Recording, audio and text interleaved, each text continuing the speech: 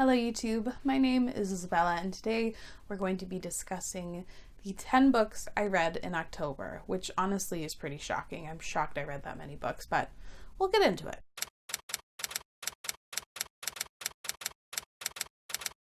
I don't think I was incredibly present during October. My mental health was kind of shot.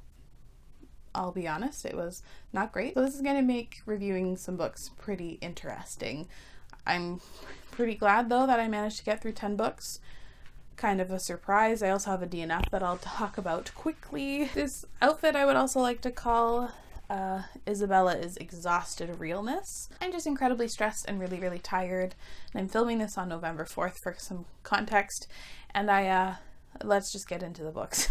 First book I completed was Beartown by Frederick Bachman. I listened to this on audio and I'm really glad that I finally managed to get to a book by Frederick Bachman. This follows this little teeny town called Beartown who is so fixated on the fate of this junior youth hockey team to basically reinvigorate the town's economy, and then the star player of the hockey team rapes a young girl. The subject matter is incredibly heavy. I would give a trigger warning for graphic depictions of rape and victim blaming. There is a lot of homophobia that goes on in here as well. I think it does a really good job examining these topics. I like the way Frederick Bachman dealt with them. He goes to great lengths, almost painstakingly, to put his point across and examine a lot of the intersections of rape culture and examining this little microcosm of this little tiny society. I think it was done well. I would have appreciated if the writing was a little more subtle. He likes to spell out a lot of what he's trying to say exactly at the end of almost every perspective change. Also, I acknowledge that this is an incredibly heavy topic, and this probably was written to challenge some people who have some ideas that aren't correct and I don't agree with. So maybe subtlety isn't the way to go here, and some people's views really need to be challenged head on, so I can't blame him for that. I really liked a lot of the characters in here and the family dynamics and relationships and all the different intersections that are explored in here. This did really bum me out at times, which I think is to be expected. It was good, but didn't impact me as much as I really wanted it to. I gave this 4 stars. I do recommend it. I think it was well done, the audiobook as well, and I'm glad to have read something by Frederick Bachman. The next book I read barely made an impact on me, so hopefully we can get through this quickly, and that's The Bone Houses by Emily Lloyd-Jones. This is one of my sort of obligatory spooky reads. The Bone Houses follows this girl who is a grave digger who basically takes care of all her town's dead, but then the dead start rising up again and she has to go on this quest with a map maker into a sort of haunted forest to achieve some things, and I found this to be really bland, uninspired. The characters weren't particularly dynamic. There was very little character development. The plot regurgitation and constant cycling through same plot points got so boring at parts. I did read this quickly, but it wasn't an exciting read. Frankly, the writing just didn't do it for me, and that's probably my biggest gripe with this story. The writing was just so bland, so it made everything else bland. I thought this also could have been way more atmospheric, and the descriptions in here could have been so good, but Jones doesn't decide to lean in to the magic or the unnerving nature of the dead literally walking again. I would say this is lackluster, but not bad or offensively terribly done.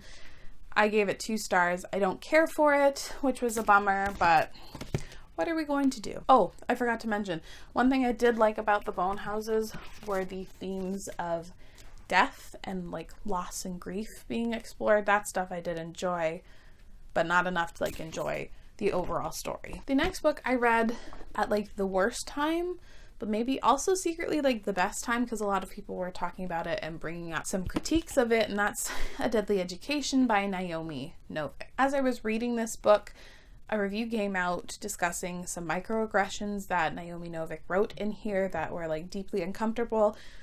There were a lot of other things listed in the review, and the author of the review also wasn't a fan of like the biracial rep written in here. And I'll leave that link below with another review that kind of counters a couple of the arguments in here, but like not the microaggressions. Essentially, it was kind of a shitstorm. Naomi Novik really fucked up. She did apologize for it, and certain things are going to be deleted or edited out from future publications of this book, which at least was like a step in the right direction. But it was very interesting to be reading this right as everything was kind of blowing up on Twitter. Essentially, A Deadly Education is an urban fantasy that follows Elle, who is a biracial girl. She is white, half Indian, and she is like a third-year student at this school that is incredibly deadly. Basically, the school sets out to kill all the students. There are no teachers. It's like a self-study sort of thing. And basically, she's just focusing on surviving. And then she kind of draws the attention of some people that maybe she doesn't want the attention from, but also kind of does. And she just basically tries to survive. I think a critique that really a lot of people are going to have is the world building in here, because it is so dense. We are in this character's head who doesn't interact with a lot of people, so it's just walls and walls of text, walls and walls of world building and description that wasn't entirely relevant to like the exact points of the plot, and at times it drove me a little bit nuts. The pacing was a bit all over the place. The world itself I actually really like, and I like the idea of this like self-directed schooling whilst also the school is trying to kill you. That stuff is cool. It was just overdone, and there were unnecessary parts of information that we really didn't need to know. That was just world building for the sake of world building. I liked our character. When I was first reading her, I thought she was a little one note, but she was entertaining. Her sense of humor was funny, and I wanted a little bit more character development from her and like some of her friends that she eventually like sort of makes. It was very in line with her character. She's very surly, very grumpy. She is not a likable character, so if you don't like that sort of thing, maybe steer clear of this book. But overall, I did like her, and I loved the himbo love interest. Their dynamic was one of the selling parts and saving parts of this story for me. So ultimately, I gave this 3.5 out of 5 stars. I will leave link down below also House Salt Book Club. They this was their book for October, and I really liked the discussion behind it, and it made me appreciate some more things about this book that I didn't necessarily appreciate on my own. I also then completed Northanger Abbey by Jane Austen. I didn't know what this was about going into it, and essentially it's about this girl who's like kind of just like an okay person, making a couple friends, discovering some of the friends aren't great, and then like falling in love. I'll be honest, our main character, Catherine, took me a second to remember her name, is probably my least favorite Austen heroine so far. She's just kind of like okay. She's not particularly very witty or very self-aware. She's just like a fine human, which normally is fine, but you're so used to Jane Austen's heroines being so distinct. Even Fanny, who is like really reserved, I found her to be a lot more of an interesting character. Catherine, she's okay. Also thought our love interest was also bland a bit. Like they were just fine. I did enjoy the pace of the story. I did enjoy some of the things that go on in here. It's very dramatic at times, and that I really enjoyed. I liked this satirical take on a gothic tale. I enjoyed a lot of the humor and a lot of the things Jane Austen had to say about like gothic tales. That stuff was really entertaining. Ultimately, I had fun with it. I think I gave this 4 stars, maybe 3.5. Ooh, finally. Really, really good book. Now we're gonna go on a slate of like really great ratings, which is nice because again, October was a bit of a bummer, but I read Clap When You Land by Elizabeth Acevedo. I would like to thank every single person who was commenting about how excited they were for me to read Clap When You Land or how good they thought it was. I've been waiting for my library to get the audiobook in, and literally as I was discussing that, like in my comments section, it popped up on one of my library's apps, and I was so excited. I truly think you guys manifested it, so thanks. Clap When You Land is about two half-sisters who don't know the other one exists until their father dies in a plane crash, and they basically discover each other's existence. One lives in New York, the other lives in the Dominican, and they basically have to grapple with the fact that this person they loved so much wasn't exactly who they thought he was. I thought it was beautiful, heart-wrenching, and just like really, really impactful. She's one of the best writers I think I've ever come across. Her prose, or should I say her verse? Her writing is phenomenal, and it is in verse. I cannot get over how well she writes, how succinctly she can put sentences together and just like paint the most beautiful and vivid picture. I love her writing. I really like the exploration into complicated family dynamics and basically how messy families can be. I have seen a little bit of critique over how the Dominican Republic was portrayed in here, but obviously that's not something I can really comment on. I would give some content warnings for obviously death of a parent, grief, and there is a sexual assault also in here. This is Own Voices in terms of the Afro-Latina representation in here, and Yahaira, our main character, one of the main characters, is a lesbian and in an established FF relationship. I love this book. I thought it was so well written, so well done. Elizabeth Acevedo is a standout in the young adult, like contemporary writers. I gave it 5 stars. Beautiful. I'm now remembering why I got through so many books in October, and that's because I did a couple of rereads, and they're books I love. I reread Jade City by Fonda Lee. I have an entire spoiler-free review if you are interested in my thoughts on why I loved it.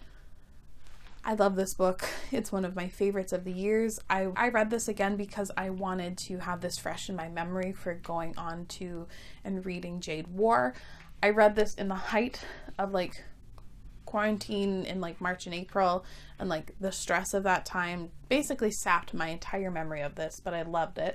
This is essentially an urban fantasy that follows the Call family, who's one of the 2 prominent families on this island who have the magical ability to wield jade. Jade like imbues them with these like magical-ish powers, or this like fighting prowess. I don't know how to say that word. Prowess? You know what? Screw it. They can fight really well. And they're one of the heads of these 2 clans.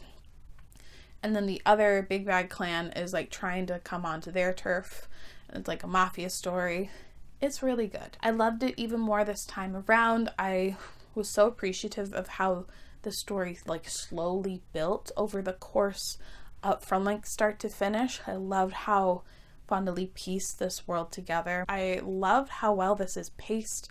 I love these characters so much. I'm excited and also nervous to read Jade War, which I should hopefully be doing in November/December before the year ends. I also then went and reread The Dragon Republic by R.F. Kuang. I listened to this via audiobook this go around in preparation for The Burning God, which is coming out so soon. I'm so excited.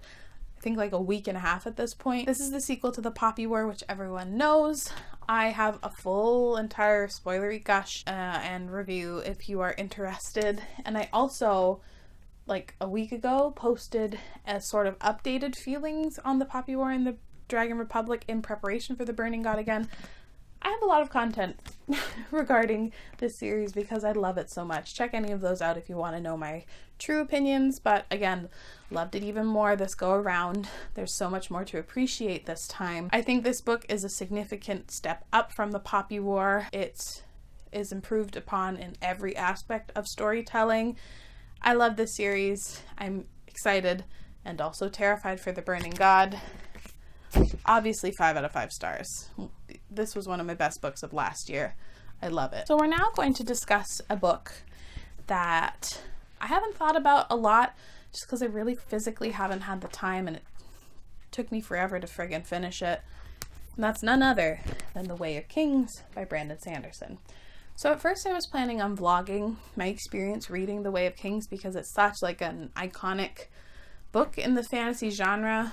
Brandon Sanderson is so well beloved, and while I still have the footage, I don't think it's particularly very interesting, so I might sub that for an actual review on my thoughts and opinions of The Way of Kings, because I don't know exactly what I was expecting from this story. I'm not going to be able to adequately tell you what this series is about. It's basically epic high fantasy at its most epic grand scale. Obviously the world building in here is phenomenal. I think Brandon Sanderson is one of the best at world building.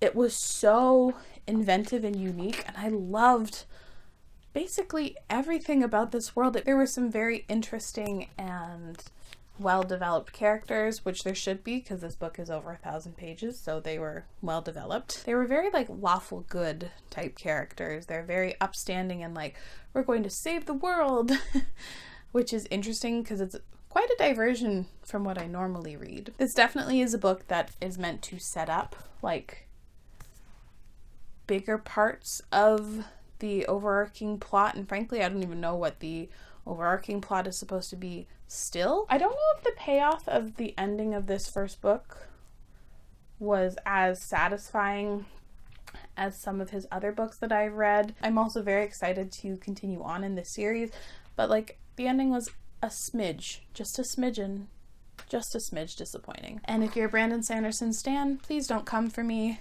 I beg of you, please. I am very briefly going to discuss my DNF, which is Pride, Prejudice, and Other Flavors by Sonali Dev. So I ended up DNFing it right at the 50% mark. This is a modern retelling slash reimagining of Pride and Prejudice by Jane Austen. And I just didn't like it. You know, I'm not even going to pitch this to you. If you're interested, look it up yourself. Sorry, but we're on a time crunch today. Essentially, I just didn't like the characters. I thought this was like the most dramatic thing I had ever read in my life. Truly, everyone was the most pressed for everything. Relationships are all like the most complicated, and nobody was using their words, and it was really, really getting on my nerves. Also, I felt zero chemistry between our two main characters. They're like, ooh, they're attractive, but I hate everything about them. And normally you'd think I would like that. Normally I do, but not this go around. I'd also like to note that the Pride and Prejudice elements in here were not the things that were bothering me. I just didn't like the story. Okay, we have 2 books left. This next book was a huge surprise to me. I don't know, again, what I was expecting, but it surpassed my expectations, and I really, really enjoyed it. And that's Undead Girl Gang by Lily Anderson.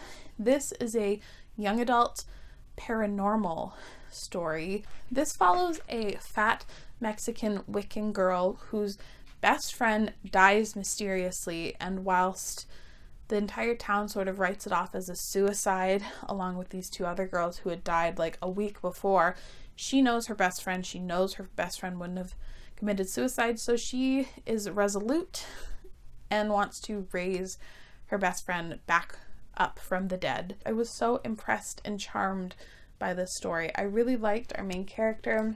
She's a bit abrasive and also a little bit miserable, but she's also experienced a lot of trauma. Her best friend is dead, and she's convinced that she was murdered, and she is so alone, and she's abrasive. Not everyone's going to like her, but I really felt for our main character. I just liked how this girl gang came together and how they rectified some of their past mistakes and a lot of that stuff, and them becoming such close, tight friends, like, really warmed my heart. I love friendship. I'll always love a friendship story. This was a little predictable, although I enjoyed the ride whilst reading it, and I wanted a little bit more punch and impact with the ending as well. I thought the ending was a little rushed, and I would have liked to see a little bit more, or see it through a little bit further. I gave this 4 stars. It was like a standout YA paranormal. I really like this. The final thing I read was a graphic novel I picked up a few months ago, and I was like, absolutely, October read, no doubt about it, and that's Through the Woods by Emily Carroll. This is a graphic novel of short stories, so really quick pieces of like graphic novel. I almost said graphic novel fiction. I meant like short fiction. You get the gist. Some of these stories were a big hit. Some of them were a little bit of a miss. I really loved the imagery in here. There was some like hella spooky things that went in here, and the imagery was creepy to say the least. I absolutely loved the final story in here. It was real disturbing. There were a couple like panels that I was like, oh god, but I just like the way that Emily Carroll went about writing and illustrating these stories. This was a standout. If you're looking again for like something to read that's spooky in October, this one is definitely high on the list. It was really fast to read. I appreciated it, and that last story I would actually revisit, I think, in the future. I loved it that much. I really liked it. I gave it 3.5 out of 5 stars. So October was an interesting month. A very interesting month in terms of the books I read. Some really great stuff, some not so great stuff, and my brain was also really fun. Let me know down in the comments below what you think of any of the books on here, or what the best book you read in October was. But as always, thank you so much for watching. I really appreciate it, and I'll see you again very soon. Bye!